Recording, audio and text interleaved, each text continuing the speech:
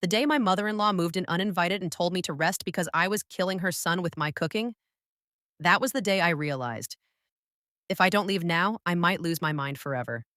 Welcome to Infidelity Truths. Before we dive into today's gripping story, please take a second to like this video and subscribe to our channel. Your support helps us create more thrilling stories just for you. Let's begin.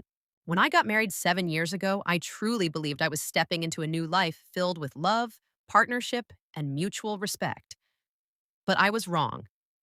I didn't just marry my husband, I unknowingly married his entire family. I had no idea that the man I called my husband was still deeply tied to the apron strings of his mother and the opinions of his siblings. I didn't realize how much interference could ruin what should have been a beautiful union. One day, without prior notice, my mother in law showed up at our doorstep with her bags. She said she was coming to take care of her son. I asked myself, what am I doing here then? Am I not the one taking care of my husband? Why would a woman leave her own husband's house just to come live in her son's house and take over like I'm invisible? When I questioned her, she told everyone I insulted her. But how was I supposed to react? She just barged in. I asked my husband if he knew about it. She said she would only stay for a few days, like he had no say in it. That's when it hit me. My husband isn't the man I thought he was. He can't make decisions on his own. He runs everything through his family. Every disagreement we have, his parents and siblings know. Every private matter in our home, it's open discussion for the whole clan. His siblings speak to me with such disrespect, and he never defends me. His parents talk to me like I'm some child. I feel like a guest in my own marriage. Worse, a stranger in my own home. Back to my mother-in-law. Within 3 days, she divided the kitchen. She said she would start cooking separately for her son.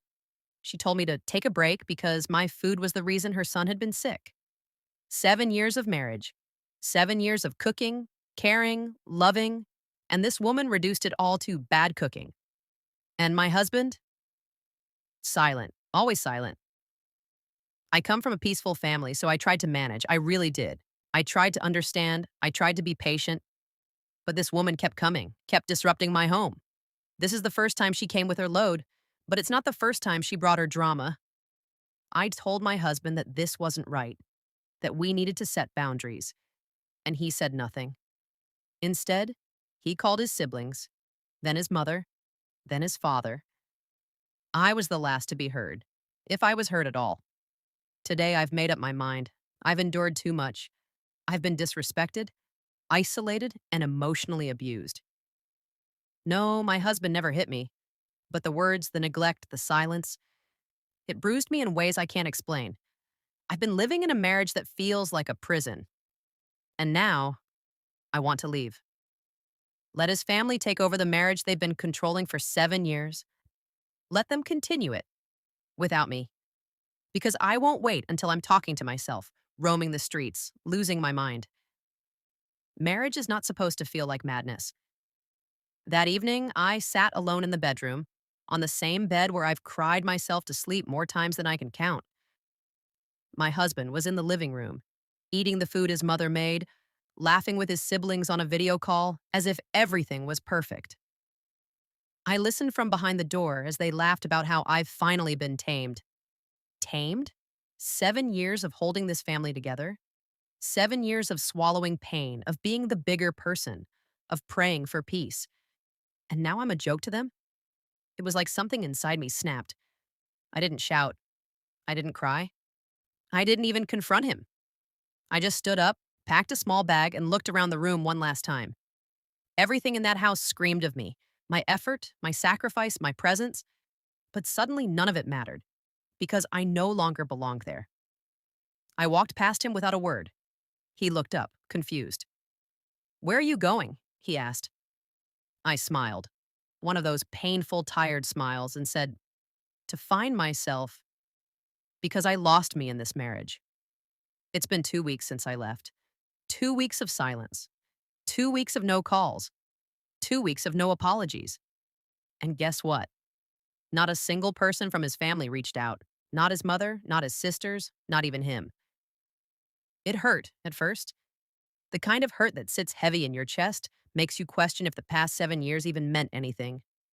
But as the days passed, that pain began to turn into clarity. For the first time in years, I heard my own thoughts. I woke up without fear. I didn't have to brace myself for a new insult. I didn't have to compete with anyone for my place as a wife. I breathed freely. I thought she'd come back. She always did. She'd cry, scream, threaten, but she always stayed. But this time, her silence is louder than any fight we ever had. No, I'm not bitter. I'm just done.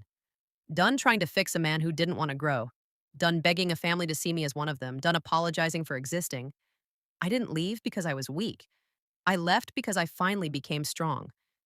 It started with a message. Just 3 words. Can we talk? I stared at the screen for a while. No emotion, no butterflies, just stillness. Because the woman who once waited for his attention had outgrown the need for his approval. But curiosity, not hope, made me agree to meet. He walked in looking tired, older even. His smile was forced. His voice cracked. "You look good," he said. I did, because peace looks good on people. He talked, a lot, about how he missed me, how things were different now, how he set boundaries with his family, how his mother had returned to her own home, how he realized too late the damage he allowed. He said all the right things, but his timing was all wrong. He said he was ready now, ready to be the man I needed 7 years ago. But I wasn't the woman who needed him anymore. He looked at me and said, "Please come home." I looked back calm and steady. I am home. I found it in myself. Silence, the kind that speaks volumes. I stood up, adjusted my bag, and left. No drama, no tears. Because healing isn't always about reconciliation. Sometimes it's about choosing yourself and never looking back. 1 year later, I no longer live in survival mode. I no longer apologize for setting boundaries. I no longer shrink myself to fit into someone else's broken expectations. I took the pain, the shame, the silence, and I built something new.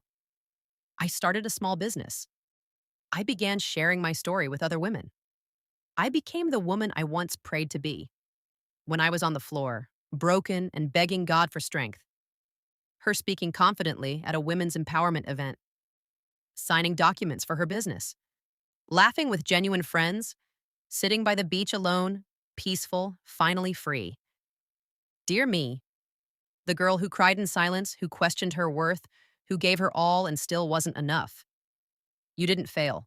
You just outgrew a place you were never meant to stay. You are not broken. You are becoming. And this piece is your reward for not giving up on yourself. He sighs. I lost her. But she found herself. And maybe that's how it was always meant to end.